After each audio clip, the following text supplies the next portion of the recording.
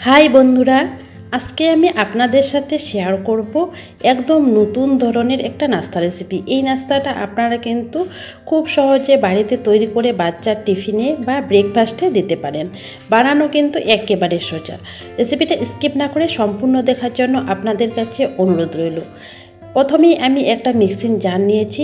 জারের মধ্যে আমি দিয়ে দিলাম 1 কাপ সুজি, সামান্য 1 চিমটি নুন দিয়ে দিলাম, আর দিয়ে দেব এখানে আমি হাফ চামচ চিনি। এতে কিন্তু নাস্তাটা খেতে অনেক বেশি ভালো লাগে। আর দিয়ে দেব যতটা সুজি নিয়েছি ততটাই পানি। এবারে মিক্সির জারটাকে ঘুরিয়ে আমি একটা ব্যাটার তৈরি করে নেব। আর দেখো বন্ধুরা, ব্যাটারটা কিন্তু তৈরি হয়ে গেছে। এবারে আমি এই ব্যাটারটাকে একটা পাত্রের মধ্যে ঢেলে নিচ্ছি। ব্যাটারটাকে একটা পাত্রের মধ্যে ঢেলে নিয়েছি। আর দেখো ব্যাটারের ঘনত্বটা কিন্তু এরকম হবে। এবারে আমি এই ব্যাটারটাকে ঢাকা দিয়ে 10 থেকে 15 মিনিট রেস্টে রেখে দেব।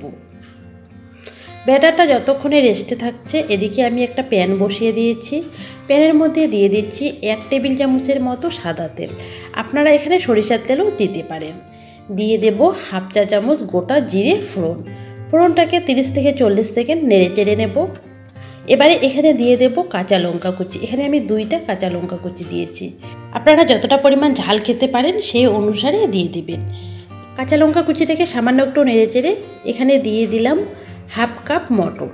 মটরটাকে আমি আগেই সেদ্ধ করে নিয়েছি। মটরটাকে দিয়ে আমি 1 মিনিটের মতো মিডিয়াম আঁচে নেড়ে চেড়ে নেব।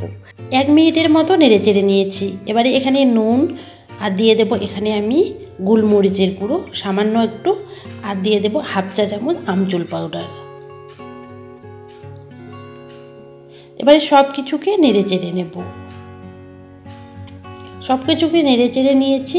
এবারে এখানে দিয়ে দেব আমি টমেটো।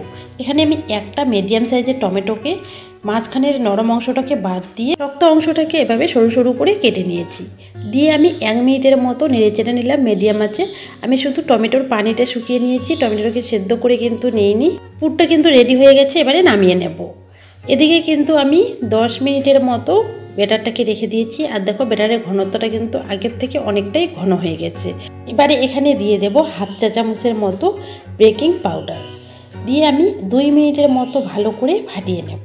2 মিনিটের মতো ব্যাটারটাকে ভালো করে ফাটিয়ে নিয়েছি। আর দেখো ব্যাটারের ঘনত্বটা কিন্তু একটু ঘন করেই তৈরি করে নিতে হবে, পাতলা করে তৈরি করলে কিন্তু হবে না। এবারে আমি ওই প্যানটায় আরও নিয়ে নিয়েছি। দিয়ে দিলাম সামান্য একটু সাদা তেল। তেলটাকে আমি একটা পেঁচুলার সাহায্যে ছড়িয়ে নেব।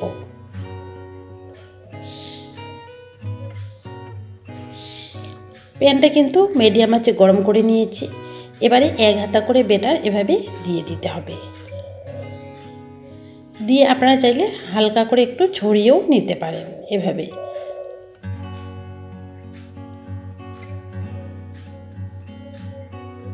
আমি একবারে 4টা দিয়ে দিচ্ছি। এবারে আমি এর উপরে দিয়ে দেব মটরশুঁটির যে পুরটা তৈরি করে রেখেছি সেই পুরটা। আমি একটা চামচের সাহায্যে কিছুটা পরিমাণ করে দিয়ে দিচ্ছি। আমার এই রেসিপিটা আপনাদের যদি ভালো লাগে, লাইক দিয়ে চ্যানেলটাকে সাবস্ক্রাইব করে নেবেন। পাশে থাকা বেল আইকনটা ক্লিক করে নেবেন নতুন রেসিপির আপডেট সবার আগে পাওয়ার জন্য। আমি কিন্তু সবগুলোতে এইভাবে চামচের সাহায্যে দিয়ে দিচ্ছি মটরশুঁটি আর টমেটোর পুরটা। আপনারাও কিন্তু এইভাবে তৈরি করে বাচ্চার টিফিনে বা সকালের ব্রেকফাস্টে রাখতে পারেন। রেসিপিটা কিন্তু খুবই হেলদি একটা রেসিপি। বাড়িতে তৈরি করলে কমেন্ট বক্সে জানাতে একদম ভুলবেন না খেয়ে আপনাদের কেমন লেগেছে। ঢাকা দিয়ে দিলাম, লো আঁচে 5 মিনিটের মতো হতে দিয়েছি। এবারে ঢাকাটা তুলে নিলাম। এবারে হালকা করে একটু উল্টিয়ে নেব। এই পাশে কিন্তু বেশিক্ষণ রাখবো না, 1 থেকে 2 মিনিটের মতো রেখেই কিন্তু আবারও আমি উল্টিয়ে নেব।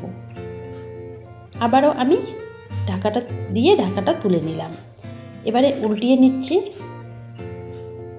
আর দেখো এগুলো কিন্তু হয়ে গেছে, আমি তুলে নিচ্ছি।